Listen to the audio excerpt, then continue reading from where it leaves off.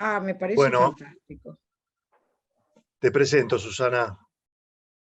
Bueno, Susana Dale. Levantini, primero agradecerte que estés acá. Es un lujo, hablando de lujos. Susana es psicóloga. Vos que dale, después presentate y contanos un poco tu experiencia. Pero bueno, psicóloga, trabajas en Fleni, en el área de sueño, en terapia cognitiva. Y tenés también, por lo que vi, una extensa formación en psicoanálisis. Sos docente, bueno, en varias universidades, Austral, Belgrano, creo que has sido también ahí. Vi que tenés un curso en Coursera, ¿no? Ah, sí, ¿Lo sí, tenés tengo por un ahí? Bueno, curso. Organicé hace 2 años, en el 2020, un curso en Coursera. Sí. Se abrió una convocatoria y y estuvimos bueno, ahí. hiciste Sí. tu doctorado en justamente lo que nos vas a hablar ahora. Hice mi doctorado, o sea, también parte de lo que voy a compartir con ustedes tiene que ver también con la historia de mi doctorado. En realidad yo empecé a trabajar en Flemi, si les cuento, en el 85. Como digo yo, ya mis compañeros de laboratorio de sueños son mis hermanos. Y bueno, yo empecé con Encabo, que hacía poco que había traído la especialidad acá en la Argentina, la había estado estudiando en Francia, el sueño en las ratas. Ustedes saben que la arquitectura del sueño en las ratas es bastante similar a los seres humanos. Entonces, bueno, trajo la especialidad acá y yo me incluí en su momento. Al principio lo que hacía era nada más que evaluación. Y bueno, evaluación sobre todo los insomnes, y con el tiempo me fui interesando sobre todo por esto del sufrimiento que implica el no dormir bien. Más que nada, la verdad que en realidad escuchar a las personas que duermen mal, y por otro lado es en realidad un sufrimiento en soledad, porque como yo decía, comenzaba en mi tesis, en realidad hay patologías, y sobre todo mi profesión y las de ustedes, o hay problemáticas que a veces se ponen de moda, se han puesto muy, digamos, por lo menos en mi profesión, todo lo que tiene que ver con trastornos de alimentación. Hay diferentes abordajes de diferentes, y el sueño claramente no es así. Cuando ahora vamos a empezar a ver realmente el 50, hay estudios recientes, el 50% de la población duerme mal. Yo siempre cuando doy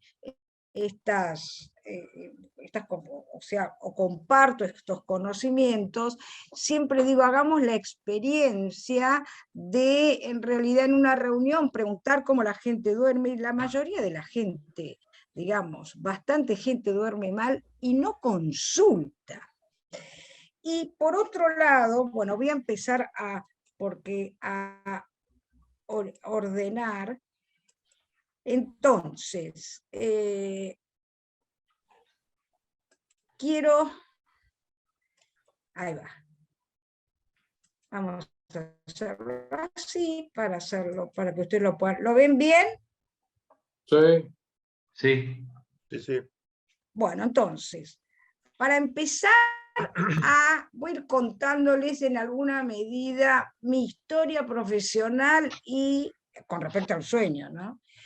Y encuadrar, si vamos a hablar de los aspectos psicológicos, entonces, desde qué lugar me interesé en estudiar todo lo que tenga que ver con los aspectos psicológicos y que hace a la terapéutica.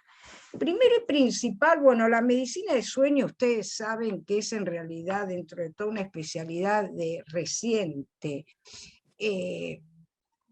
formación, y surgió a partir justamente de que, primero y principal, primero las dificultades de las personas para dormir y cómo, desde el punto de vista de la salud, eran resueltas únicamente con medicación, con todo el perjuicio que eso significa. Y otro que a mí me parece esto, el concepto más importante, es que existe, se suponía como que el sueño era un momento de pasividad en la vida de los sujetos. Siempre se ha entendido el sueño como momento de descanso, cuando en realidad el primer sentido que tiene quien se dedica a estudiar sueño es poder en salud a concientizar que en realidad el sueño es un estado de suma actividad, el dormir es un estado de suma actividad, en la que tienen lugar cambios en funciones corporales, actividades importantes para el equilibrio psíquico, consecuencias, yo soy psicóloga, consecuencias del sueño insuficiente, digamos, desde el punto de vista de debilidad yoica, impulsividad, en los chicos trastornos de atención y concentración. Ustedes saben, por ejemplo, que en la etapa 4 se segrega la hormona del crecimiento. Ya en chicos privados de las horas necesarias para dormir, a veces hay digamos, lentitud en el crecimiento, aunque les parezca amenorrea en chicas adolescentes, ¿no? Entonces, de ahí que no descuidar, porque provoca, en este momento, en el momento del dormir, se provocan modificaciones hormonales, bioquímicas, metabólicas, y ni que hablar lo que tiene que ver con el proceso de la memoria. Hoy vamos a hablar de lo que es específicamente el insomnio, y me voy a referir cómo se trabaja aquella persona que, primero lo vamos a ver, que duerme mal, pero en realidad también es importante, por ejemplo, saber todas las dificultades en la memoria que tiene cualquier privación de sueño, o sea, lo que puede ser los trastornos del ritmo circadiano. De hecho, hay un trabajito bastante reciente que abre, esto que decíamos recién, Cristian, que abre muchas preguntas, que se observó, porque uno de los elementos que vamos a ver, sobre todo cuando uno trabaja con la disminución de la calidad del dormir, es también saber que las horas necesarias para tener una vigilia eficaz van a ir cambiando a lo largo de la vida, ¿no es cierto? O sea, un niño los 6 primeros meses necesita más horas que un adulto que está entre 7, 8, 9 horas. Pero, y a esto me quería referir con respecto a la memoria, no solamente se varía la cantidad de horas necesarias para una vigilia eficaz, sino varía la arquitectura, que eso es lo interesante que tiene que ver con la memoria. A mí esto me parece una cosa que me entusiasma por todo lo que hay para descubrir. Lo que se sabe es que en los primeros 6 meses de vida, el porcentaje de REM es de todas las horas que duerme el bebé, es de un 75%. Y el porcentaje de sueño superficial y profundo es de un 25%. En el adulto, en realidad, la arquitectura del sueño está conformada que el porcentaje es más o menos de 25-30% de REM, y el resto es etapa 1, 2, 3 y 4. En cambio, a partir de los 50 años, bueno, ustedes deben saber que a partir de los 50 años, como yo le digo a los pacientes, el sueño envejece, como los músculos, bueno, la eficiencia del sueño envejece. Entonces van va disminuyendo el porcentaje de etapa 3, 4 y REM, ¿no? Eso hace que para ya al final, en realidad, el porcentaje de REM es de un 20% hasta desaparecer. Por eso es que la gente grande se queja de que se despierta por cualquier cosa, que en realidad viene a consulta que tengo un sueño muy superficial, parece como que no durmiera. Hoy justamente una mujer, un encanto, me decía, no, en realidad, 76 años, no, en realidad mi marido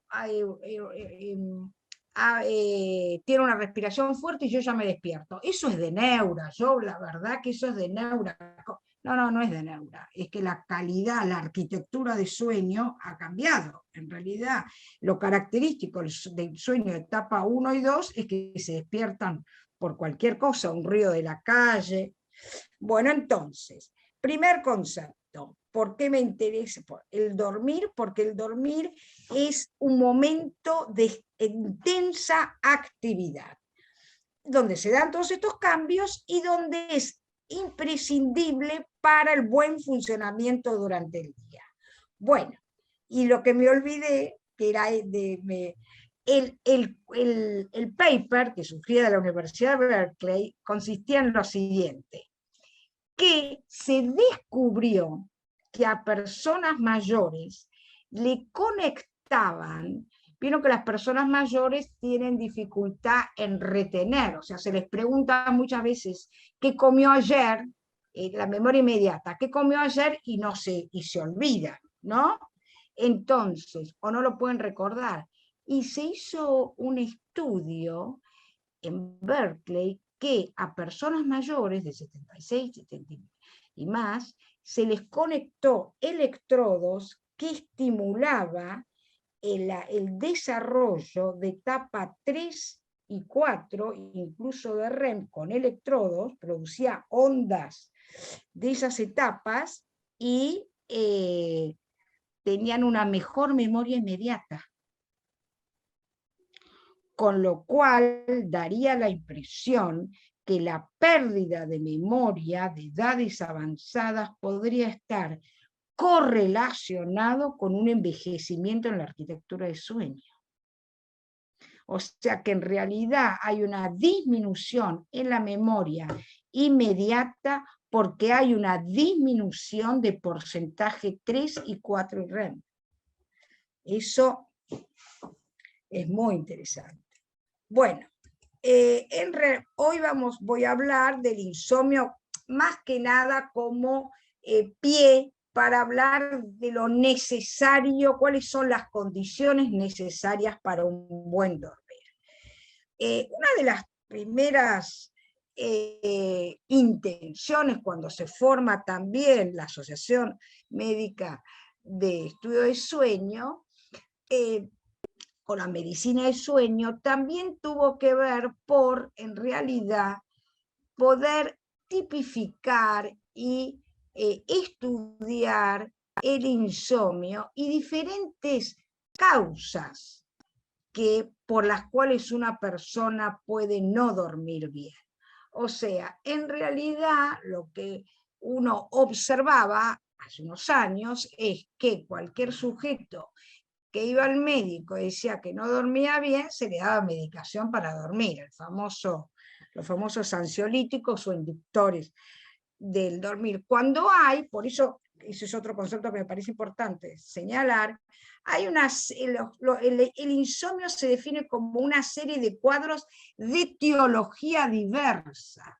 De hecho, en el laboratorio, cuando una persona consulta porque tiene dificultades para dormir, lo primero que se hace, los médicos, neurólogos, yo no, por supuesto, personas del equipo, que lo primero que hacen es una polisomnografía. ¿Por qué?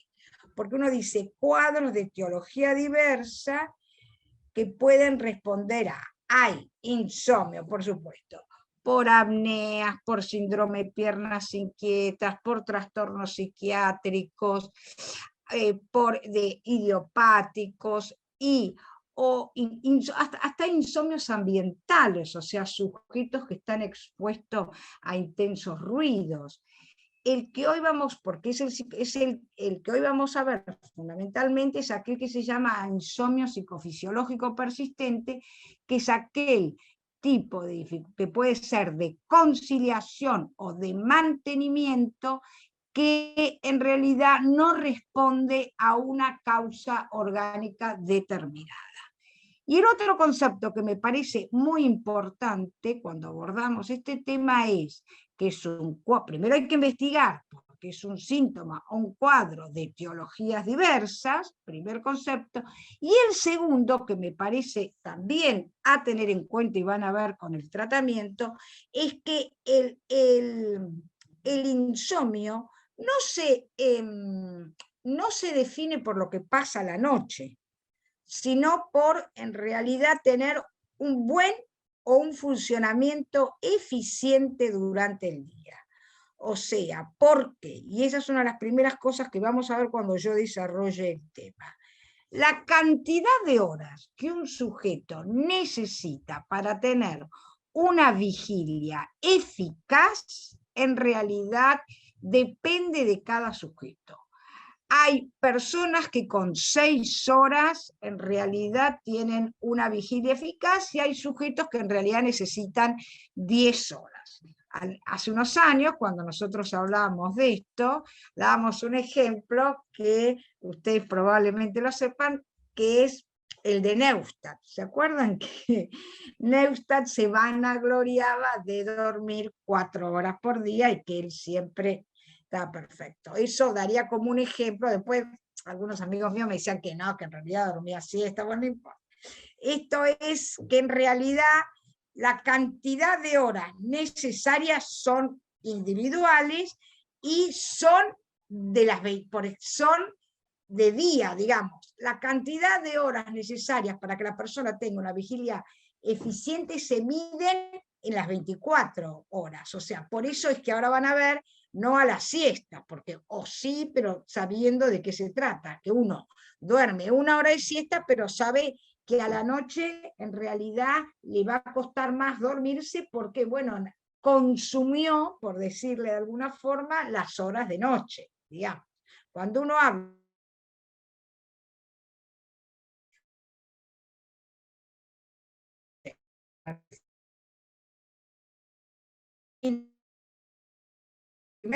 ya les dije que es una serie de cuadros de etiología diversa. Lo segundo es solo un síntoma que puede deberse a diferentes causas.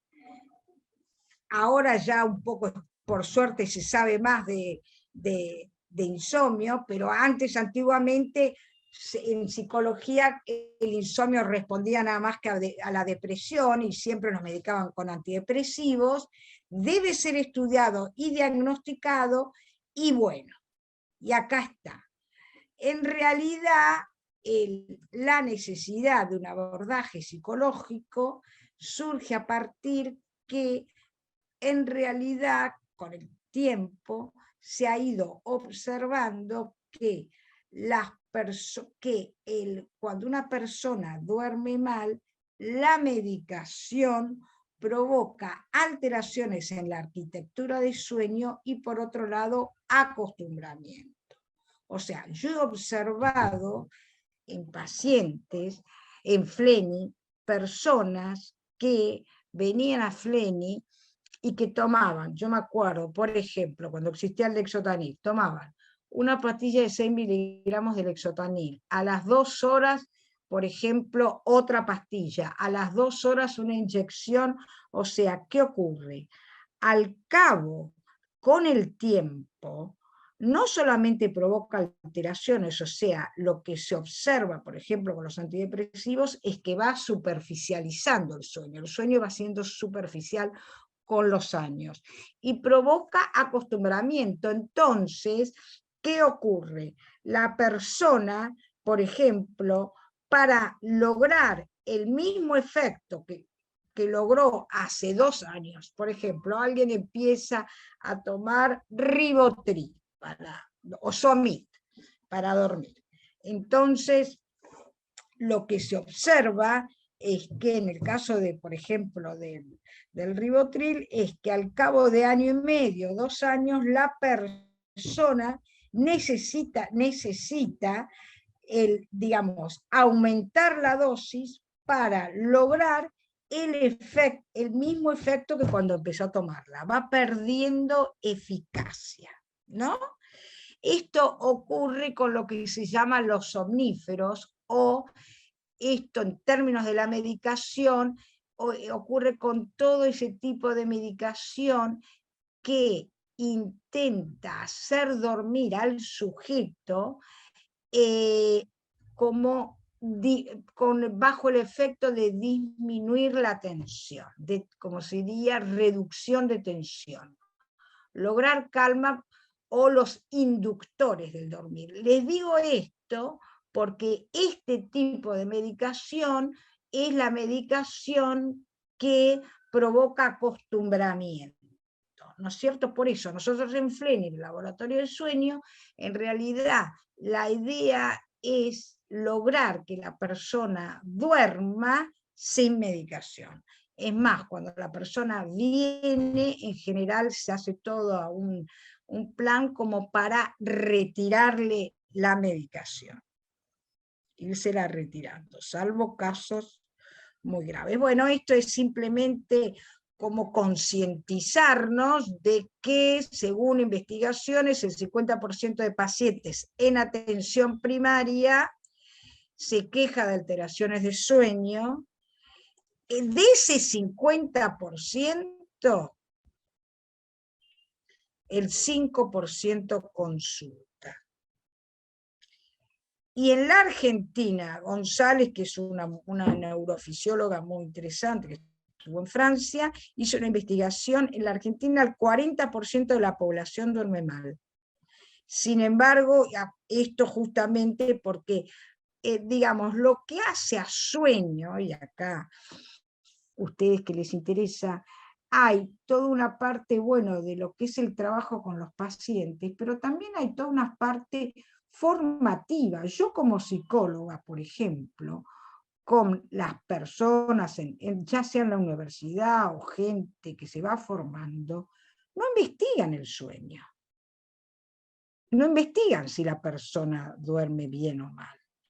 Por ejemplo, un ejemplo en niños. Ustedes saben que es bastante frecuente chicos diagnosticados con ADD, que los medican con ADD y uno investiga. Y por ejemplo, una situación muy habitual es matrimonio joven con, por ejemplo, matrimonio que tienen 30 años y tienen el primer hijo de 4 o 5 años. Bueno, los acompañan a todos los recitales, las fiestas con amigos, los chicos duermen, se acuestan un día a la 1, otro día a las 2, ¿entienden? O sea, y bueno, ¿y qué ocurre? Que ese es otro fenómeno interesante. Ustedes saben que en el niño cuando se está por dormir y se resiste a dormir, se hiperactiva. O sea, yo siempre cuando hablo de estas cosas digo, bueno, es bastante habitual, por ejemplo, estar en una reunión, en un casamiento, ser la 1 de la mañana y ver a chiquitos, la típica edad de los deambuladores, 2, 3 años, que están corriendo todo y empiezan a correr, y ¿qué reflexión hacen los padres? Tienen sueño, porque siempre empiezan a hiperactivar. Entonces, bueno, ustedes saben, eso es otro capítulo también interesante, bueno, las consecuencias del dormir mal, lo que tiene que ver con los accidentes de auto. Eso ustedes lo deben saber, que la reacción cuando una persona se está durmiendo es apretar el acelerador. Entonces, por eso de ahí vienen los accidentes. Es como estimularse para despertar. Es el primer acto reflejo, de ahí el riesgo. Bueno, entonces, también es importante esto de que los profesionales estén formados en lo que tiene que ver con sueño, saberlo investigar, saberlo diagnosticar, y bueno, y por supuesto que remitirla a una terapéutica en la caso de necesidad. O sea, realmente desde el punto de vista del funcionamiento físico, el dormir mal trae un gran riesgo de otro tipo, es un factor de riesgo de otro tipo de enfermedades físicas.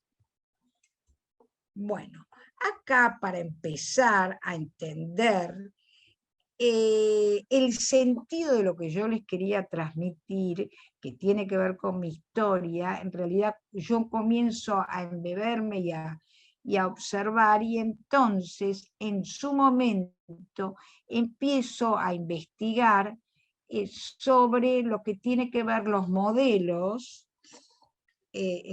a ver, acá vamos a ponerlo, los modelos fisiopatológicos, qué explicación en esa época había sobre qué ocurría con la persona que duerme mal, digamos, qué explicación neurofisiológica o neuropsicológica, vamos a decir, daba cuenta del insomnio, sobre todo para poder abordarlo y encontrar una buena terapéutica. ¿Por qué? En sus comienzos lo único que existía era la higiene del sueño, y entonces yo, desde el punto de vista, comencé a trabajar con mis pacientes, como vos, Cristian, comencé a trabajar desde el punto de vista psicoanalítico. Ahora les voy a explicar, que por eso me parece muy interesante que puedan entender el paradigma. El modelo fisiopatológico en sus comienzos existía, digamos, frente a la pregunta, ¿por qué una persona se activa? Porque en realidad acá vamos a empezar a definir qué es el insomnio, en realidad. A mí la definición que más me gusta es, en realidad, que la vamos a ver después, la que hace un neurofisiólogo escocés, que se llama Espy, que en realidad ustedes saben, para el dormir desde el punto de vista psicológico, por supuesto que eso es lo apasionante del dormir, vimos todo lo que se integra, pero o sea, el dormir es como una maquinaria muy sofisticada que interviene en muchas variables neurofisiológicas. Yo ahora me voy a remitir únicamente a lo que hace al aspecto psicológico, de las condiciones, para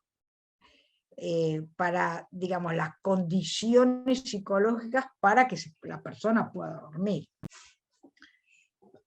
Para que una persona pueda dormir, hay dos movimientos desde el punto de vista psicológico. Uno es lo que tiene que ver con la vigilia, desactivar la vigilia, y otro movimiento que es hacia su mundo, el repliegue sobre su mundo interno. Entonces, lo que cada vez más se dice o se define, ¿cómo se define el insomnio desde el punto de vista neurofisiológico? No como una persona que no se puede dormir, sino por una persona que no es que no puede descansar, sino una persona que permanece activada. Una persona que no desenchufa la vigilia. De hecho, en una poli, el insomnio, la explicación por ahora, ustedes saben que los psicólogos todos decimos ansiedad, ¿no? Pero en una poli se ven espigas de vigilia en el insomnio. En el sueño profundo, ¡tac! O sea, hay un mecanismo, por eso se llama la enfermedad de los despertares. El cerebro está activado. ¿Por qué se activa? Bueno, ahí tenemos modelos fisiopatológicos. Tenemos el modelo comportamental, que es, se los voy delineando porque el tratamiento cognitivo-conductual, por eso hablé de los fundamentos, se sostiene en esto. El modelo comportamental, bueno, que lo ha comenzado a esbozar este autor, habla de que el insomnio tiene una serie de comportamientos, hábitos inadecuados, por ejemplo, dormir siestas, por ejemplo, permanecer largo tiempo en la cama, por ejemplo, bueno, acá hoy en día ustedes saben las famosas pantallas, esa famosa luz del celular, la luz de las computadoras, que bueno, que en realidad generan un tipo de estimulación al cerebro, y el cerebro, como decimos nosotros, engaña al cerebro, porque le manda un estímulo de luz del mediodía. Entonces el cerebro se activa como si fuera el mediodía.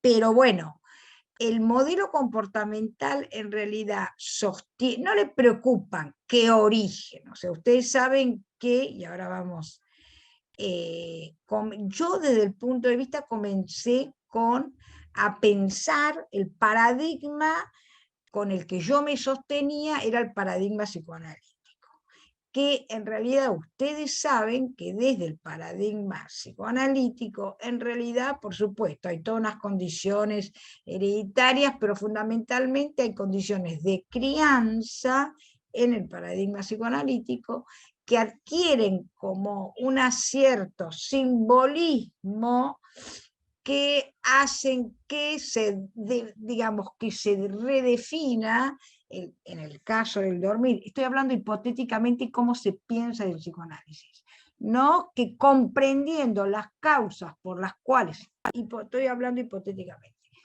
comprendiendo las causas por las cuales se duerme mal, uno iba a poder dormir bien, digamos, ¿no? Como con algunos otros motivos de consulta, ese esquema, ese paradigma funciona, no con el sueño. Entonces mi historia comienza así. Yo en realidad comencé a intentar ayudarlos porque ustedes saben, por otro lado, yo me veía bastante urgida, porque en realidad el padecimiento del sujeto que no puede conciliar el sueño es un padecimiento bastante, es una persona muy sufriente. ¿Por qué? Primero, porque en realidad el dormir no es un acto de voluntad. En dormir, en realidad, uno puede generar las condiciones para dormir, pero no puede decidir voluntariamente. En realidad, por otro lado, el dormir en realidad tiene una incidencia directa con la calidad en el trabajo, con el humor, con el temperamento. Entonces, en realidad son sujetos, y por otro lado son sujetos que no se puede esperar, tienen un motivo, digamos, tienen que resolverlo con bastante urgencia. Por eso uno yo veía esto de tener que ayudarlos y tratar de ayudarlos sin medicación. Recurren a la medicación porque no pueden conseguir la calma y la distensión por un recurso de personalidad propios. En realidad recurren, por supuesto que desde el punto de vista de la crianza y del estilo de personalidad tenemos un montón de observaciones para hacer, pero en realidad trabajar sobre características de personalidad para lograr un buen dormir no era un tratamiento eficaz. Ahí tiene Cristian. Ah, muy bien. Sí, te escucho, Cristian. No, Susana, no, te quería preguntar si vos estás compartiendo las diapos. ¿Las estás pasando o no? No, no les estoy pasando, me quedé Ah, en ok, la ok, listo, listo, listo. Por ahí no sabía si vos tenías un tema ahí. Listo, listo, no. Seguí, seguí. modelo comportamental. ¿Están viendo eso? No, ¿Qué está están viendo? en la primera de dónde parto, quedó ahí. Ah, suerte que me lo dijiste. No, dígamelo. Espérenme un poquito. Porque no sé ahora, ustedes vieron que a mí el otro día, ayer o antes de ayer, en realidad me di también y no sé por qué no, bueno, no voy a poner más presentación de diapositivas, porque no, me pasó lo mismo. Acá, sueño, ¿no lo vieron? Ahí esta diapositiva que hablaba de que el sueño es un estado activo, ¿eso No, no lo vieron? no. Ah, qué No, bueno, pero Vemos que lo dijiste vos, pero no vimos la diapositiva. Esta que pusiste ahora. a ver, esperen un poquito. Claro, no circulan las diapositivas, entonces desgraciadamente voy a tener que hacer así. pero si vos haces así de una por una, sí, ¿eh? Por lo menos se ve, Sí, así si vas se pasando. ve, pero bueno, mucho más lindo cuando uno la presenta, no importa. Vamos a Pero sí se ven conformarnos. bien, ¿eh? Igual. Sueño, acá está la definición que yo les mencionaba. Igual, Cristian, el PPT lo puedo dejar. Acá yo les hablaba de sueño, el estado activo. Acá el insomnio, como la definición, funcionamiento eficiente. Acá les decía lo de insomnio, cuadros de etiología diversa, que es un síntoma que puede responder a diferentes causas. Acá les hablaba de los porcentajes. Y acá, bueno, les conté esto y ahora vamos a estos modelos que los voy a retomar y me voy a apurar porque yo me... Bueno, entonces tenemos, ¿cuáles son los modelos que intentan en alguna medida dar cuenta o explicar qué pasa a la persona que del insomnio?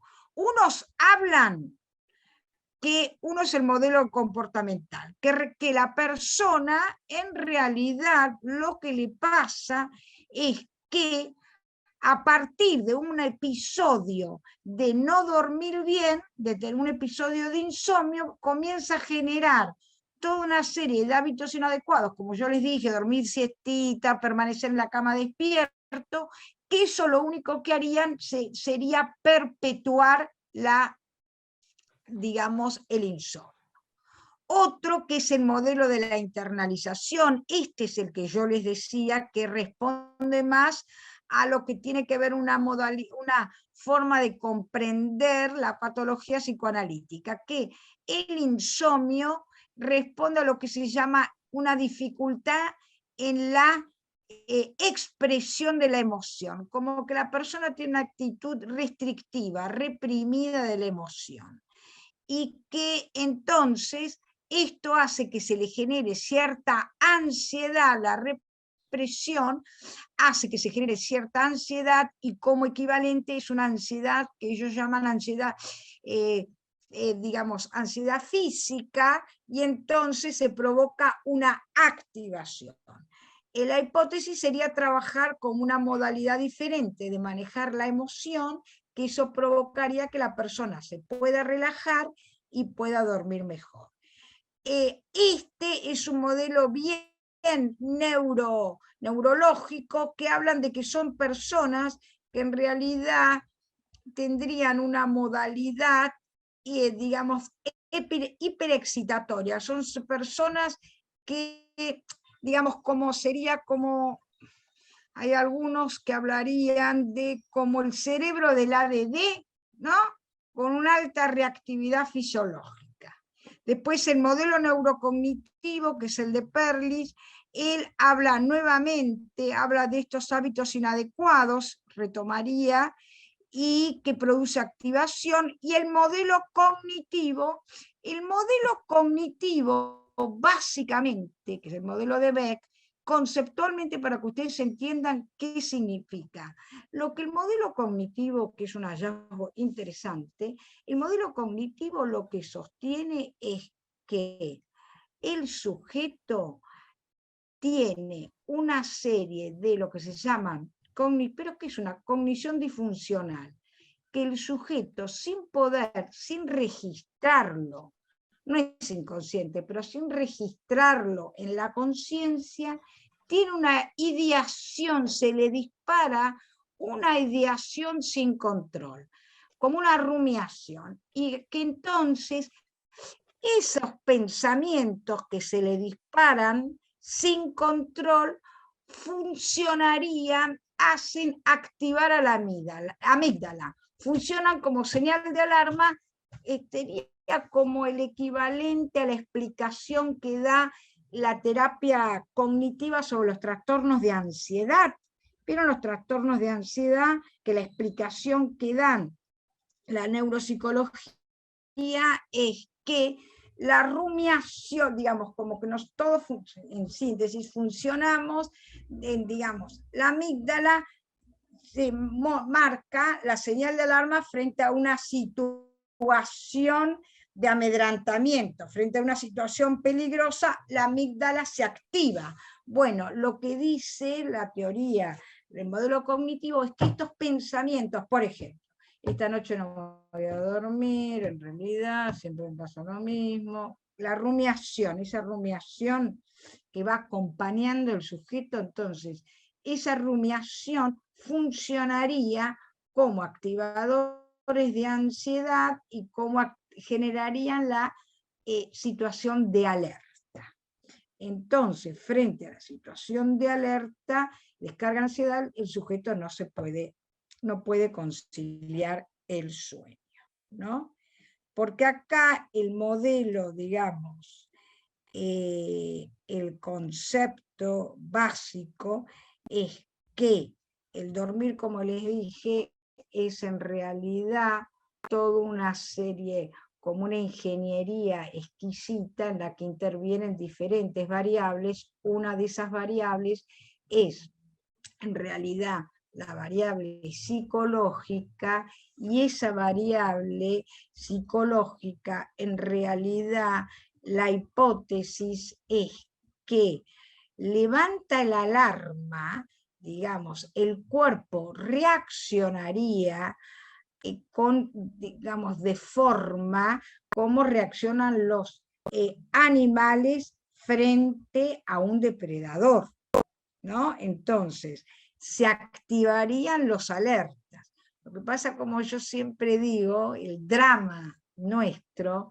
es que los depredadores, los animales tienen depredadores y generalmente las amenazas son externas. En realidad nosotros tenemos el drama que los depredadores son internos. Entonces nos activamos y nos ponemos en alerta como si estuviéramos ante la presencia de una amenaza, así como hace el animal. De hecho, ustedes saben, que en realidad en la escala zoológica los depredadores duermen muchísimo más que los depredados. El león, por ejemplo, o mismo los gatos domésticos duermen 18, 20 horas por día, y la vaca duerme 4 horas por día, porque en realidad el león prácticamente no tiene depredadores y la vaca sí, o el caballo. Entonces, ya para situarnos, del punto de vista de la neuropsicología, ESPI, que es este neurofisiólogo que yo les mencionaba, ¿cómo se define el insomnio? Primer concepto, falla en la inhibición de la vigilia. Entonces, el insomnio no tiene que ver, eso es lo interesante, no tiene que ver con, en realidad, no poder dormir, sino tiene que ver con no poder desenchufar la vigilia. El insomnio tiene que ver con quedar hiperactivado, ¿no? No poder desinhibirlo, no poder hacer el corte, o sea, en realidad hay un proceso que es automático, no hay un acto de voluntad, hay un proceso automático que es el que genera las condiciones para lograr dormir. Condiciones que intervienen fisiológicas, emocionales y condiciones del medio ambiente. Entonces, lo que dice este autor, que en realidad el drama del insomnio es que ante una situación, una persona duerme mal, entonces, ¿qué es lo que ocurre? Se va dando un proceso que, esto es así, el drama del sujeto, ahora que vamos a hablar los factores que lo perpetúan, y esto es muy importante, que en realidad yo empecé a estudiar y a darme cuenta que de nada vale en realidad, o por lo menos los papers, no había evidencia que fuera exitoso o útil esto de revisar o una reevaluación de las emociones para que el sujeto lograra un buen dormir. Porque lo que se observa, y ahora vamos a verlo, lo que se observa es que una persona que empieza a dormir mal, se va dando todo un fenómeno en sí mismo que perpetúa el cuadro, independientemente de la historia del sujeto. No sé si en realidad esto cada vez más en nuestra profesión es muy interesante, como por ejemplo en la patología de violencia, o sea, por eso es que cada vez más estos fenómenos se abordan situacionalmente con todo el fenómeno que se va dando a partir del dormir mal. O sea, de nada el que duerme mal haya tenido una crianza estricta, haya tenido una crianza laxa, el que duerme mal va para autosubsistir, va a ir generando toda una serie de modificaciones en sus costumbres que lo único que hacen es perpetuar el cuadro, pero que no tiene que ver con la personalidad ni la historia. Por ejemplo, ustedes, digamos, el dormir mal tiene, desde el punto de vista del funcionamiento de la personalidad, tiene las características, como yo siempre les digo a mis pacientes, para que tomen conciencia de un dolor de muela.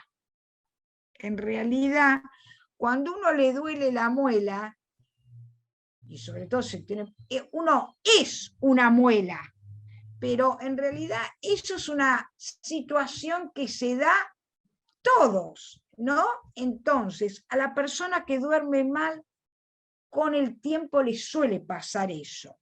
Entonces, empieza a tener una noche de dormir mal y empieza a, atención, dice este hombre, o sea, a desviar toda su atención sobre el dormir mal. ¿Anoche cuántas horas dormí? Anoche dormí 6, sí, claro, porque hacía calor. Bueno, entonces voy a prender el aire acondicionado. Bueno, empiezan a constituirse en grandes especialistas fracasados, pobrecitos, porque justamente toda esa tensión, ese estrés que van poniendo sobre el dormir, lo único que hacen, esa atención, dice Spi, intención y esfuerzo, síndrome del esfuerzo por dormir, va generando justamente dicen, un dormir como temor. Empiezan a generar muchos, ¿verdad? Algunos generan fobias directamente al momento de tener que dormir, ya empiezan a, va a venir, ya viene ahora la noche y justamente yo me voy se acerca la hora de dormir y empiezan a rumiar que no voy a poder y lo desagradable que es, y veo que toda mi familia está durmiendo, porque todos logran dormir bien. A fulano apoya la cabeza en la almohada y duerme bárbaro, y yo en cambio no sé qué me pasa. Entonces, toda esa atención, este hombre tiene una metáfora que a mí me encanta, que dice, el dormir es como una paloma que se posa cerca nuestro. En realidad, si uno sigue haciendo lo que está haciendo y la mira de reojo, la paloma permanece. Pero si uno tuerce la cabeza, pone la atención y centra su atención, y mucho peor, si la trata de agarrar, la paloma se vuela. Lo mismo pasa con el acto de dormir. Esa es la gran paradoja y dificultad, que en realidad cuanto más intención de dormir tenemos, menos vamos a lograr hacerlo. Entonces, en realidad, voy a ir, cuando uno, entonces fue surgiendo el tratamiento cognitivo-conductual, que es de una eficacia miren, a mí la verdad que cada vez me tiene más entusiasmada. ¿Por qué? ¿Cuáles son los fundamentos? A mí me parece que es muy interesante, sobre todo que conceptualicemos bien los fundamentos para entender de qué se trata y por qué se logra lo que se logra. Este autor, que se llama Spillman, señala que en el insomnio existen factores predisponentes, factores precipitantes y factores perpetuantes. Los predisponentes, que sin duda los hay, uno realmente estudia y en general son familias de personas, uno le pregunta, sí, yo me acuerdo la mamá que en realidad andaba a la noche dando vueltas, o me acuerdo mi viejo que siempre andaba con la pastillita, o sea, sí, es verdad, hay factores biológicos y hereditarios. También es verdad que puede haber, hay familias que son más ansiosas, o sea, cada vez más en términos de factores de personalidad o de crianza, toda la línea del apego es muy interesante, porque todo lo que se refiere a cómo a lo largo de la crianza se va por identificación, logrando la regulación emocional, o sea, nosotros aprendemos por identificación, por el clima, y clima emocional, me refiero como a poder reducir la tensión, o sea, hay un aprendizaje.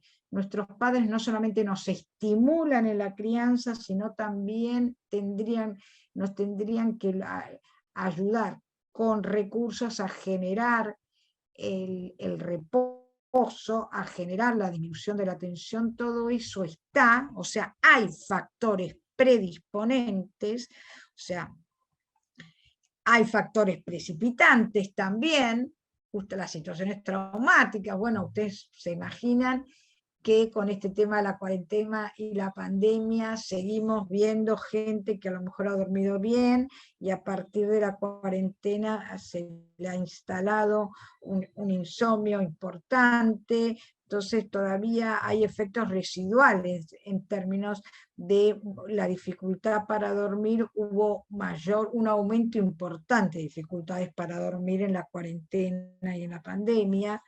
Entonces, cambios de rutina.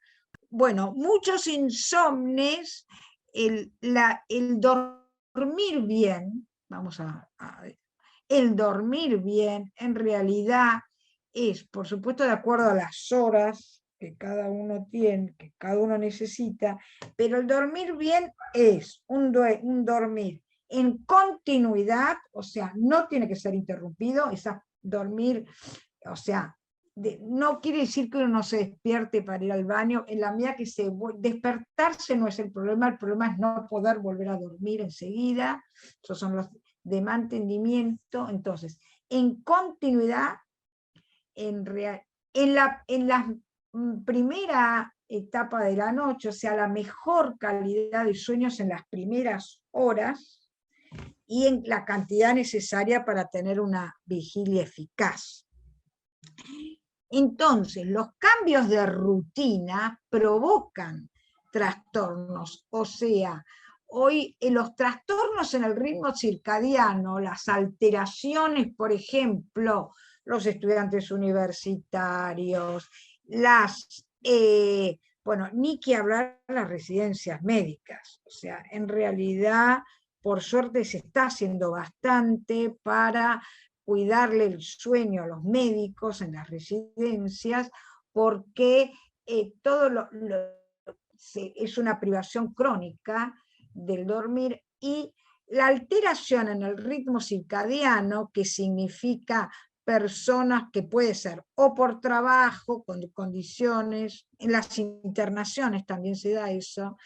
Entonces, personas que comienzan a dormir de día y estar despiertas de noche, muchas veces se observa eso, y que después, cuando tienen que adaptarse a un proceso regular, tienen insomnio. Eso es muy característico los adolescentes cuando vuelven de vacaciones.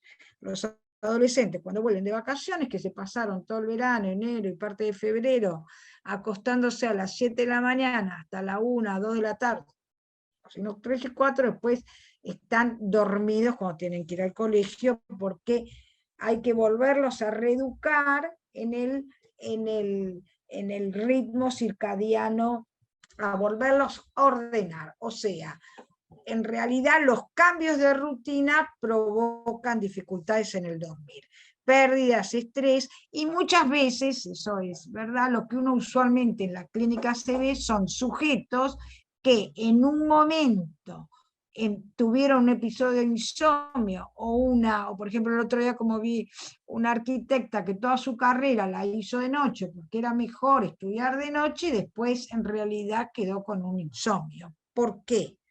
Porque empiezan y después aparecen lo que se llaman los factores perpetuantes. O sea, y acá está el concepto de todo lo que tenga que ver con la pata conductual. ¿Qué ocurre? Cuando una persona duerme mal, comienza a implementar cambios, modificaciones de hábitos, que eso lo único que hace es perpetuar. Por ejemplo, aún incluso como compensaciones, ¿no? Dormir siestitas, quedarse en la cama sin dormir. Otra cosa que ahí es muy importante y que se ve mucho, y sobre todo por eso les digo, en edades ya en la tercera edad, es la expectativa. Por ejemplo, esta mujer que veíamos, en realidad ella decía, yo antes dormía 8 o 9 horas, entonces se pasa 10 horas en la cama tratando de lograr esas 8 o 9 y cada vez se está durmiendo menos, porque ahora vamos a ver que lo que se observa, que la permanencia, el primer concepto que vamos a ver del trastorno, del aspecto comportamental o conductual, es que la cama es para dormir. El insomnio suele hacer todo en la cama. Trabaja en la cama, ve televisión en la cama, come en la cama, hace siestitas. Y esa situación de permanecer en la cama, lo que se ha observado es que aumenta la fragilidad, o sea, va aumentando, va debilitando el patrón y empiezan a dormir, empiezan a despertarse, ¿no? O sea, en realidad lo que se observa, por evidencia nada más, es que desde el punto de vista conductual, que el dormir, cuando un sujeto duerme mal, el permanecer despierto en la cama pareciera que desorganiza el patrón del dormir y que el cuerpo va perdiendo la asociación cama con dormir, ¿no? O sea, por eso lo primero que se le pide a la persona que duerme mal es que llegue a la cama, a los 20 minutos o media hora que no pudo dormir o no consiguió el sueño, que salga de la cama. Por dos razones. Primero, ¿por qué? Porque el quedarse en la cama provoca, también está visto por evidencia, provoca una situación de estrés. Entonces la persona, miren, por ese fenómeno empiezan a surgir pensamientos, se le dispara toda una ideación sin control. Entonces, ¿qué ocurre? Ocurre que esa ideación lo hiperactiva, no puede dormir. Y por otro lado, el cuerpo pareciera ser que va asociando cama con pensar, cama con resolver problemas, y el fundamento de esto tiene que ver con la asociación de estímulos, con el reflejo condicionado.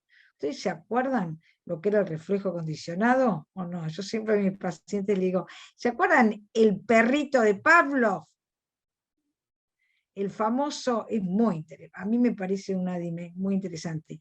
El perro de Pavlov era un famoso ruso que estaba investigando sobre aspectos de conducta. Y entonces tenían un perro en el laboratorio y entonces al mediodía llevaban la comida para los investigadores y también para el perro. Entonces, la persona que llevaba la comida, por supuesto que tocaba una campana para avisar que estaba, por si si tenía que esperar o demás. Entonces, lo que empezaron a descubrir, que el perro, cada vez que tocaba la campana, salivaba. Asociaba campana con comida. O sea que frente no necesitaba ver la comida. Simplemente con el estímulo del sonar la campana se hacía una segregación de saliva. Ese descubrimiento a lo mejor, pero para nosotros es interesantísimo, porque ustedes fíjense, es un estímulo auditivo que provoca un fenómeno de segregar gustativo, segregar saliva, cuando ese fenómeno en realidad tiene que ingresar con un estímulo olfatorio. Entonces, ¿cuál es la conclusión? Que en realidad, reflejo condicionado, pareciera ser que el cuerpo va perdiendo la asociación cama con dormir. Entonces, ¿por qué uno le pide al sujeto apenas no esté más de 20 minutos? ¿Por qué? Porque entonces sale de la cama, se le pide que bueno, que vaya y que haga algo que le provoque bienestar, y cuando le vuelva la somnolencia, vuelva, porque ustedes saben que eso va a ir provocando que la cama vuelva, que el cuerpo vuelva a entrenarse, cama con dormir, y eso va reduciendo los despertares. Lo que se observa es que eso va reduciendo los despertares. Bueno, esto ya está, porque tengo que ir. Entonces, como yo les mencionaba, la persona con este desarrollo de las malas costumbres o hábitos desadaptativos, se genera un círculo vicioso que empeora el cuadro y lo perpetúa. Entonces, ¿cuál es el objetivo del tratamiento? Tratamiento cognitivo-conductual. El tratamiento es, el cognitivo-conductual, acá lo dice, es un paquete, ese es el concepto, un paquete de diversos recursos, se le brinda al sujeto, por lo pronto se lo modifica de situación, o sea, en realidad ustedes saben que en general lo que le ocurre a este tipo de sujetos, el sujeto que tiene insomnio y ha recurrido a la medicación, que tiene una situación de cierta pasividad frente a su dolencia. ¿Por qué? Porque hay un artefacto medicamentoso artificial que mágicamente le provoca sin que él se comprometa ni se responsabilice, digamos, frente a su dolencia, ni que él, porque por supuesto que independientemente no tiene que hacer una revisión de su vida ni su funcionamiento de su personalidad, pero sí va a tener que hacer una revisión de sus hábitos, en qué medida, qué condiciones él está generando para no dormir. La mayoría, en Fleming, la primera dificultad con el insomnio es generar una verdadera alianza de trabajo, una verdadera trabajo en conjunto. O sea, digamos, por eso a mí me interesa describirle a los pacientes que uno lo que le va a dar son recursos.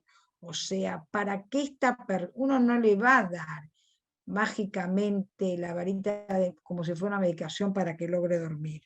O sea, en realidad lo que uno le da son recursos para que él entienda, se consustancie de lo que le está pasando, se comprometa y él mismo activamente, porque es paradójico, estos sujetos, por un lado, en realidad piden la medicación que se solucione mágicamente, pero también eso les genera como imagen de sí mismo, que eso se observa, un sentimiento de indefensión.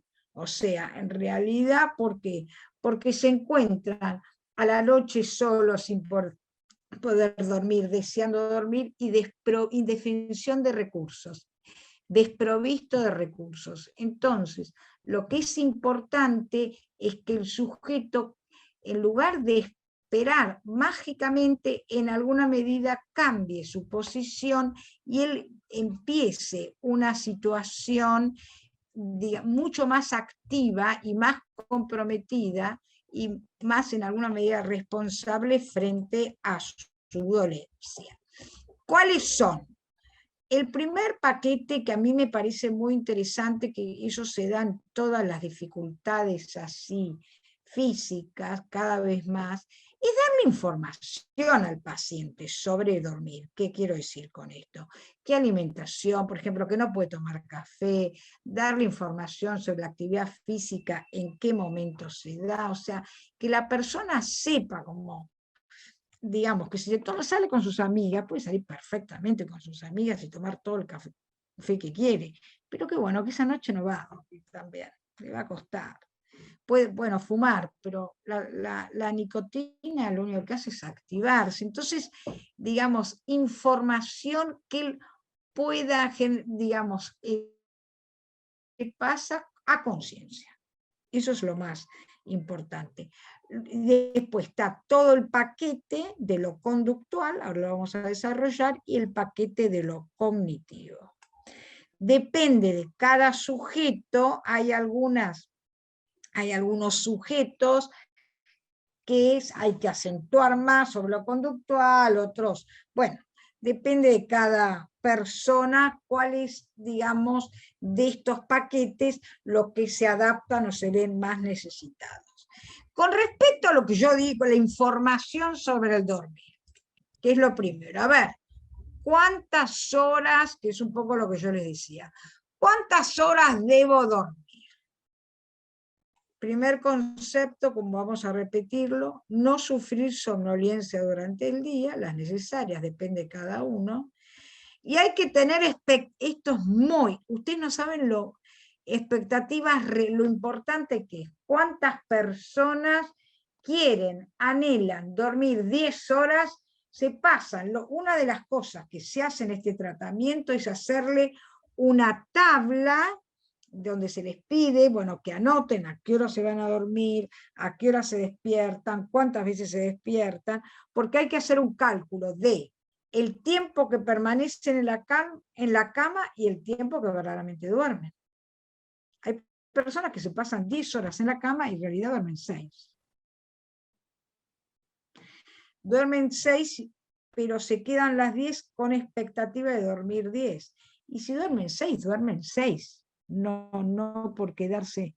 Entonces, también significa un proceso de readaptación y concientización y de aprendizaje de cuántas horas son las que verdaderamente duermo, ¿no? De conciencia y de que son, por ejemplo, esta mujer que después cuando trajo la agenda de sueño, se vio claramente que dormía 7 horas, y ella se pasa 10 horas. Y yo le pregunté, y con esas 7, despertándose 2 veces, pero está perfecta en el día, pero ella quiere, porque ella de joven dormía, de joven, no sé si adolescente, porque la adolescencia es la época que más se duerme. A la edad adulta, 10 horas es muy poco. 10 horas es muy poca la cantidad de personas que se puedan dormir. Bueno, acá los adultos, sí. ¿Querés que estamos un poquito pasados con el tiempo? Sí, estamos pasados. Creo que da para una segunda charla, pero lo que me gustaría es que por ahí hay algunas preguntas.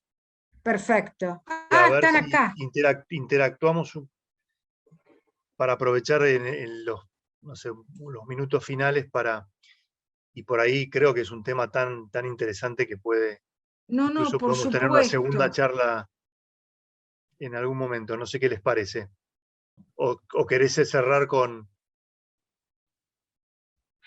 No, yo como te dije, Cristian, yo quería situarlos, básicamente los dos fundamentos que a mí me importa que conceptualicen es este, después uno puede entrar en detalles, es esto de lo conductual tiene que ver con modificación de conductas y de hábitos, es la psicología del hábito.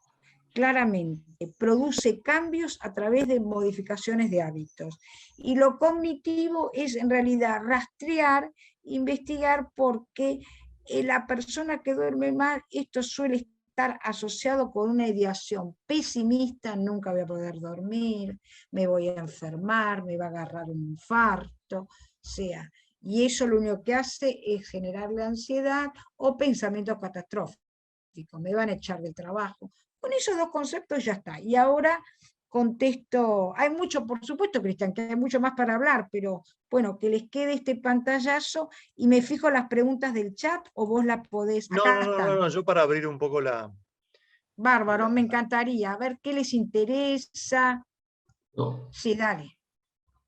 ¿Te puedo preguntar algo, Susana? Sí, por supuesto.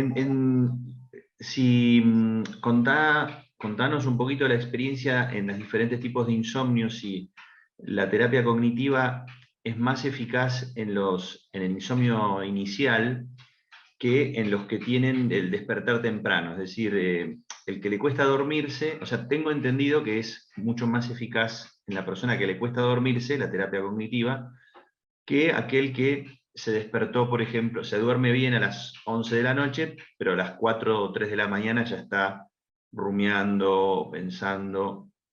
¿Es así? Digamos, es más efectiva o es indistinto? Quería saber Lo que tu... pasa que depende de, digamos, lo que yo veo que es muy eficaz es el aspecto para la conciliación, es muy eficaz pedirle a la persona que rescate todo, la parte cognitiva, ¿viste? Las preocupaciones que se lleva a la cama y todo eso. Si vos le haces, por ejemplo, en general hay como uno lo que les pide es que vuelquen, por ejemplo, 1 o 2 horas antes de irse a dormir la lista de preocupaciones o la lista de pensamientos y las consecuencias, para que no se queden activados. Eso es muy efectivo en el insomnio de conciliación, pero en el de mantenimiento, lo que realmente cuesta, pero es eficaz, es que la persona salga de la cama y la indicación es que vaya no vaya a ver televisión, pero que vaya y que busque algo que le resulte, que le dé bienestar. Yo siempre digo, no placer, el placer es otra historia. Bienestar. Leer, digamos, algo que la distraiga.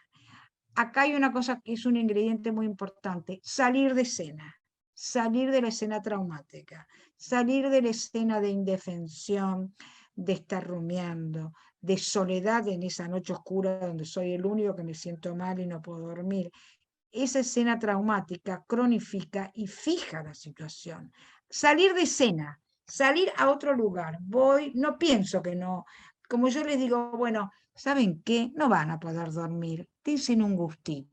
A ver, ¿qué es lo que les gusta en ese momento? En las mujeres a veces, y leer lo que mis chicos nunca me dejan leer porque por los gritos. O sea, es tu momento. Y eso realmente, no quiero, bueno, por otro lado, lo que se ha estudiado, Marcelo, que eso me parece muy interesante, que si la persona se queda en la cama, al segregar cortisol, le provoca un fenómeno de estrés. La activa y la sidera, quedan mucho más cansados. Por ejemplo, me acuerdo que en Cabo mi jefe me decía, a ver, Susana, dígame, usted puede irse a una reunión, por ejemplo, se acostó a las 3 de la mañana, la pasó bárbaro con sus amigos, divino, qué sé yo, se acostó a las 3 de la mañana y al otro día se levanta a las 8 porque tiene que ir a trabajar, o a las 7 porque tiene que ir a trabajar, y ese día va a estar cansada, pero no va a estar siderada. Pero sin embargo, si usted a lo mejor se despierta a las 3 de la mañana y se queda 2 horas rumiando en la cama, a lo mejor duerme la misma cantidad de horas, pero el otro día va a estar siderada. Eso es segregar el cortisol, en realidad. Ese es el fenómeno de estrés que genera el permanecer en la cama, rumiando, intentando con voluntad dormirse. Entonces por eso se le pide al sujeto, es otra indicación. Y eso da muchísima, yo me acuerdo, un paciente que para mí fue muy gratificante, esta persona en realidad se despertaba y como se despertaba, por ejemplo, a las 2, 3 de la mañana, y se quedaba despierto en la cama, y hacía siestitas en el día. Era una persona que lo había medicado con antidepresivo y seguía durmiendo mal. Y le di la indicación de que salga de la cama, que no duerma siestas, y así. Él se autodefinía un adicto a la cama, me decía. Yo al principio, porque les cuesta, esa es la indicación que más cuesta de este paquete.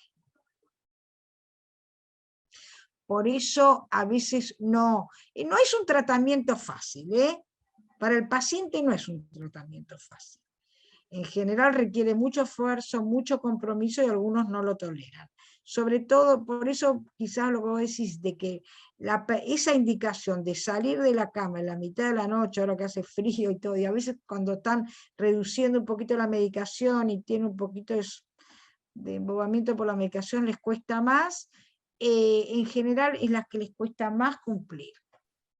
Susana, Sí. ¿encontrás algún uso de la melatonina?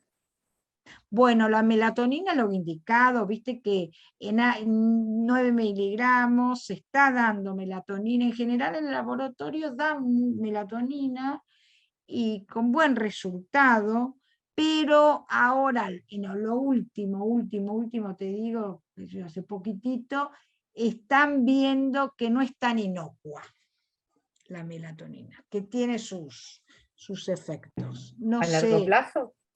a largo plazo. A largo plazo. Pero en general dan melatonina. No siempre hace efecto, ¿eh? No siempre hace efecto. Pero bueno, sí. En general, cuando viene una persona que duerme mal y a lo mejor le cuesta generar esas condiciones, se indica melatonina y también sol a la mañana, un pequeño horas de sol a la mañana, como para... Y caminar, eso se trabaja mucho con indicación de ejercicio físico, caminar, sol a la mañana, bueno, y todas las indicaciones de alimentación, determinada cosa, la actividad física, y melatonina sí. ¿Vos, Fabián, querés hacer alguna pregunta? Pone tu micrófono, prende tu micrófono. Ahí está, gracias. Mientras hablabas últimamente en la respuesta a Inés, estaba pensando en cómo la uso en el consultorio, ¿no? Y yo lo que veo mucho, no sé, vos corregime, son ancianos cuyo cronobiología debería ser que duerman más temprano y despertarse más temprano, y que por cuestiones de sociedad, de televisión y de hijos que llegan tarde, se van a dormir tarde, con lo cual vienen a consultar por insomnio y en realidad lo que tienen es un desfasaje. Muy bien, perfecto. Y ahí suelo acompañarlo con melatonina. Les digo que vayan corriendo el horario para adelante y trato de usar la melatonina ahí. ¿Está bien? ¿Cómo lo ves eso? Sí, está muy bien. Porque las ayuda, porque les genera una somnolencia para poder lograr el sueño antes, digamos, ¿no? Eso, a veces, en realidad, cuando se les va corriendo el trastorno del ritmo circadiano, hoy en día en nuestra sociedad es un problemón. Porque en realidad vos, sí, y en la Argentina en nuestro tiempo, porque vos viste que en general todas las actividades terminan muy tarde y uno termina muy activado, ¿viste? En realidad, porque también es eso. No es un poco lo que siempre se les pide, es que, bueno, si alguien quiere ir a considerar el sueño a las 11 o 12, bueno, pero tiene que interrumpir 2 o 3 horas antes. No podés terminar de dar una clase a las 11 y pretender... Claro, Tal te lo cual. digo porque yo siempre he dormido bien, y ni que hablar de las pantallas, ni que hablar de las pantallas. Las Tal cual. pantallas, como decimos, engañan el cerebro. Entonces el cerebro piensa que es una luz de mediodía. Y Tal cual. entonces inmediatamente Pero la melatonina sí. Yo te diría que es lo más adecuado, y sobre todo, bueno, que hagan el esfuerzo de poderse ir a dormir antes. En general lo que Encagua hacía con eso es correr el horario. Para los trastornos de ritmos, cuando se les va corriendo, se corre el horario, no tanto, se corre el horario de despertar. Ujú. Se les corre el horario de despertar, o sea, en realidad se los hace despertar un poquito antes semanalmente para que tengan sueño y se vayan a dormir antes. Ah, mira. ¿Estás de acuerdo con la dosis de 9 miligramos? Porque... Y yo veo, digamos, yo no soy médica, obviamente que yo voy a los ateneos y les pregunto y demás. En Fleni ellos, a los pacientes que les dan 9 miligramos, le van dando de a poco, pero consideran que para no ser una dosis homeopática es 9 miligramos. Eso es lo que ellos dicen. Porque a mí, yo lo escucho mucho a Daniel Cardinali, que seguramente lo conocerás Claro, muchísimo. sí. Y él también advierte en contra de un preparado que anda por ahí, que es una melatonina de acción prolongada o de absorción lenta, que según él, y es importante que lo sepamos, es lo peor, porque lo que uno quiere es un push de melatonina. No de acción prolongada. Claro. Y esto es sí. importante por ahí tenerlo en cuenta, porque es Eso. más cara incluso, ¿viste? Y no es pero la lógica. esa no la... Está muy bien lo que dice Cardinali, esa no la indica. No, claramente es un efecto. Sí, yo también lo escuché. Lo bueno de la melatonina con 9 miligramos es que inhibe el cortisol, entonces no lo deja levantar al cortisol. Realmente el cortisol levanta a la madrugada cuando tiene que empezar a hacer su curva. Entonces está bueno tener una buena dosis de melatonina para no dejar que la noche se transforme en un estado de estrés antes de que corresponda, cuando uno con el pensamiento comienza a tener angustia, ansiedad, depresión. Entonces la melatonina inhibe al cortisol y se acomodan un poco mejor las curvas de las dos hormonas, porque cuando una baja, el otro sube. Claro. Ayuda fisiológicamente. Yo lo uso, pero en poco tiempo. Trato de ayudarlo cuando necesito reacomodar el hábito, y no más de 3 meses, por ejemplo, ¿no? Trato de que en 3 meses hagamos mucha higiene del sueño, y la melatonina 9 miligramos, y no he tenido problema, y las personas le ayuda mucho a esto de poder irse a hacer estos cambios que necesitamos, ¿no? Entonces la melatonina es como que le es más fácil, digo. Hasta he sacado psicofármacos con melatonina. Psicofármacos que están mal puestos de noche, ¿no? Ansiolíticos de noche, y se los cambio por melatonina, y 9 miligramos respondo. Pero no lo uso a largo plazo, pero 3 meses. Y cambios conductuales, cambios de hábito, volverles a marcar rutinas, y todo, vos no encontrás de que realmente los ordena mucho, y que incluso podés ir sacándoles medicación. Total. Sí. Bueno, nosotros hablamos siempre que todos los hábitos están enganchados, ¿no? Y hablamos mucho de la rutina. Entonces, cuando se duerme bien, se come bien, se está mejor de ánimo, hay fuerza para hacer gimnasia, bueno, y uno engancha al otro. Así que es como que el sueño lo enganchamos con los otros hábitos, no es solo el sueño, digo, ¿no? Tenemos que hablar de alimentación, tenemos que hablar de actividad física, tenemos que hablar, digo, de las relaciones sociales. No se puede ir a dormir con el tigre de Bengala, ¿no?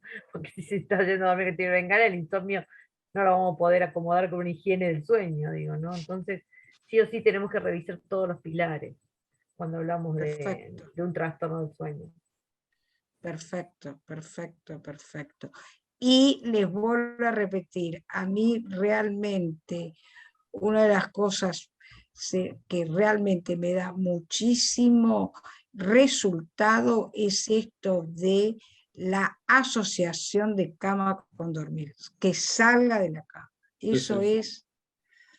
Y el señor mayor realmente, si no, bueno, que salga de la cama. Les cuesta un montón, pero parece que es un reflejo condicionado, es un reflejo. El cuerpo, yo siempre le digo a los pacientes, es empezar a descubrir que el cuerpo tiene sus razones, que no son manejadas con la cabeza, que realmente hay que respetarlas, tiene sus razones, el cuerpo, porque es muy interesante cómo se va produciendo el reflejo acondicionado, y es esta persona claro, que lo habían incluso diagnosticado con depresión y todo, que me decía, soy adicto a la cama, Susana, yo la miro de reojo, no, digo, le sacamos la medicación.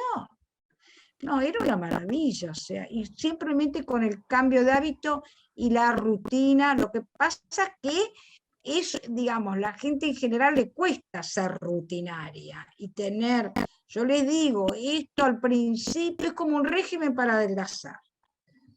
Uno al principio no proba ni una cucharita de azúcar porque te engorda. Uno, por lo menos el tiempo que se considera son 6 semanas para que se genere el hábito y se haga la huellita en el cerebro.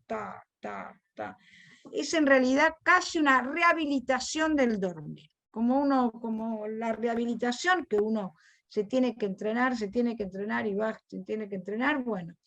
Entonces yo le digo, la verdad es como un régimen para adelgazar. Al principio uno es terriblemente rígido, y debe ser rígido, para que se genere. Después puede, porque ellos me dicen, bueno, pero si voy a un casamiento. No, las primeras 6 semanas, incluso yo, por ejemplo, en el tratamiento, les digo, porque yo no sé la experiencia de ustedes, pero por lo menos en la experiencia, no sé qué le pasó a esta, bueno, no importa. En la experiencia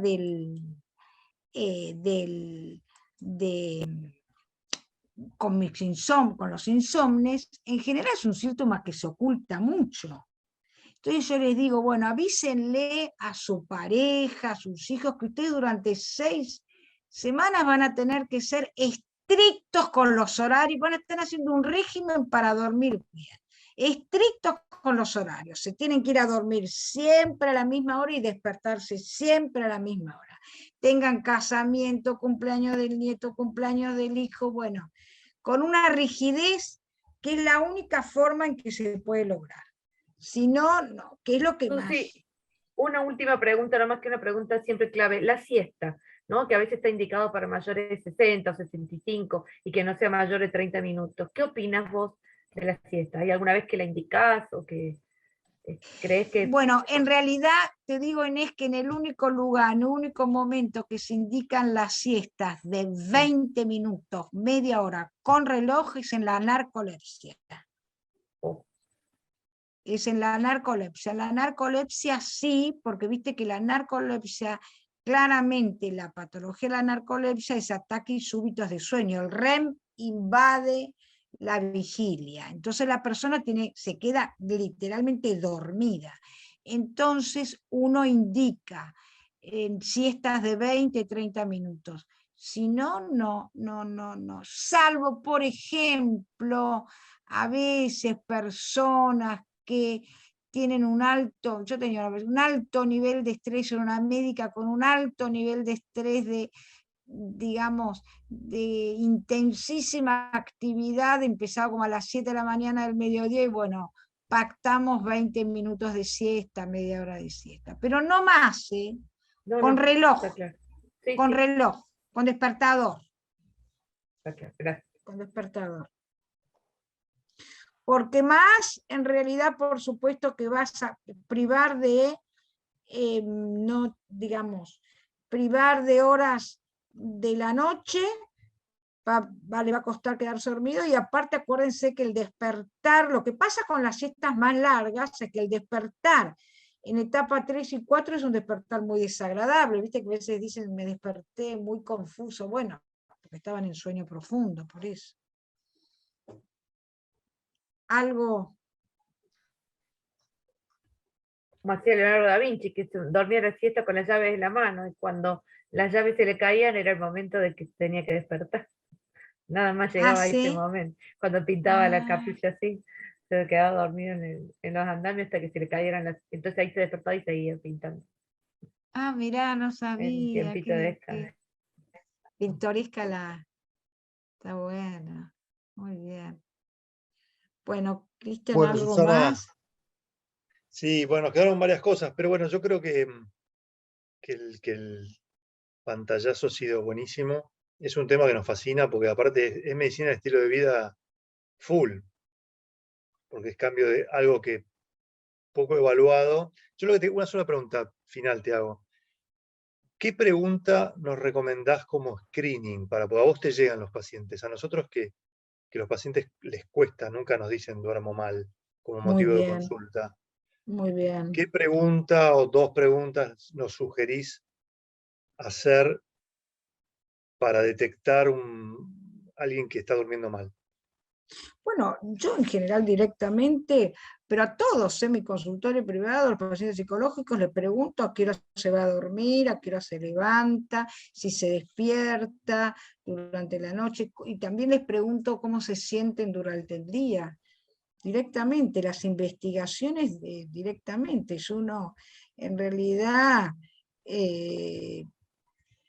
y la persona te lo contesta, porque eso uno descubre cada.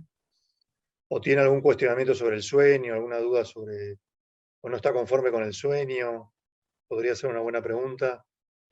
Puede ser, pero vos ¿por qué decís? ¿Vos decís en algún cuestionario no está conforme con su No, así como sueño? uno pregunta sobre la actividad física y a nosotros o si fuma y a nosotros nos sale más fácil, nosotros lo hacemos, pero digamos, como para detectar bien aquel paciente, aquella paciente que por ahí no te viene a consultar por otra cosa, pero vos querés detectar un problema del sueño.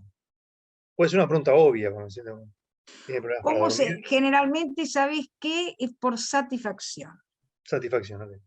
por Perfecto, satisfacción. Eso es, para investigar por la satisfacción. ¿Se siente satisfecho de su calidad de dormir? perfecto. Acá digamos, es la experiencia de la calidad, no la experiencia de haber logrado un sueño reparador.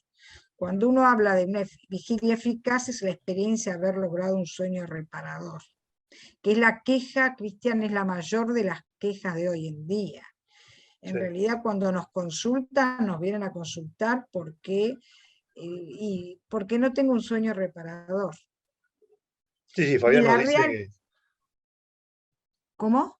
no, que Fabián, que habla sobre en el curso del sueño, nos dice que una pregunta muy buena es si se despierta, ¿cómo se despierta, no? Si se despierta con sueño, descansado o no. Exactamente, exactamente. Por eso hablábamos que tiene que ver el insomnio con tener una vigilia eficaz. Si se siente cansado, se siente con somnolencia, si en realidad. Otra cosa que es muy importante es la irritabilidad. Investigar sobre la irritabilidad. Y en realidad, porque muchas veces uno, bueno, esto se siente cansado, porque a veces no es que se sientan cansados, pero sí se sienten con baja tolerancia a la frustración, muy irritables. Una de las consecuencias de no tener un sueño eficaz es una baja tolerancia a la frustración, estar irritables. Bien. Porque no todas, eso es muy interesante, porque en realidad no todos los sujetos, como consecuencia de no dormir bien, tienen sensación de cansancio, ¿no? En realidad pueden tener consecuencias de impulsividad, de irritabilidad, de dificultad en el control de los impulsos. En los adolescentes es así. O sea, en los adolescentes lo que uno ve es que aumenta digamos, el nivel de impulsividad, de baja tolerancia a la frustración, bueno, ni que hablar de las actuaciones, pero por el trastorno del ritmo circadiano y por esas, digamos, dificultades que tienen con el dormir, ese sueño ineficaz. Entonces, me parece que por un lado habría que preguntarles sobre la eficiencia y cómo se despierta a la mañana, sabés que en realidad, que eso bueno, en realidad lo que en Cabo siempre decía es que cuando hablaba esto de que el responsable, él lo que nos explicaba es que la acumulación, el cortisol se produce en la noche. Cuando uno ha tenido un sueño, un dormir eficaz, sí, eficaz, uno se levanta con energía a la mañana. Eso es cuando has tenido un buen dormir. Y en realidad muchas veces las personas que no han tenido un dormir eficaz se levantan con esa sensación de, ¿no? Y así están todo el día. Bueno, Susana, te agradezco muchísimo, te agradecemos No, la muchísimo. verdad que gracias a ustedes, me va a interesar también venir a las otras, porque todos estos sí. Pero me parece, por otro lado, la verdad, como ustedes dicen, Cristian, muy, muy interesante todo lo que hacen, porque claramente es como, digamos, el primo hermano, quienes nos dedicamos al sueño es el primo hermano lo que ustedes están haciendo, porque parte de la calidad de vida tiene que ver con el buen dormir. Por primera vez, viste, el American Heart pone la detección del sueño dentro del screening de estilo de vida de los pacientes con cardiopatía. Salió un artículo reciente, así que el sueño empieza a sonar en las sociedades de enfermedades crónicas, ¿no? Eso es lo que estamos tratando nosotros también de promocionar y promulgar. La pregunta del sueño como signo vital. Claro, claro, claro. Bueno, gracias, Susana. Muchísimas gracias Susana, por tu buenísimo. tiempo y Muchas gracias, Susana. por No, de compartir nada, tus bueno, conocimientos. bueno, bárbaro. Muchas gracias a ustedes. Chau, chau. Chau, Fabián. Suerte. Fabián se fue a dormir un ratito y volvió, por eso. Está muy bien, me parece Ahí se fantástico. despertó, ¿ves? Ahí se despertó. Estamos en Dulce sueño contacto, para Susana. todos hoy. Bueno, bárbaro. Gracias a Chau. ustedes. Cualquier cosa. Gracias. Chau, chau. Chau. Chao, chao. Hasta luego.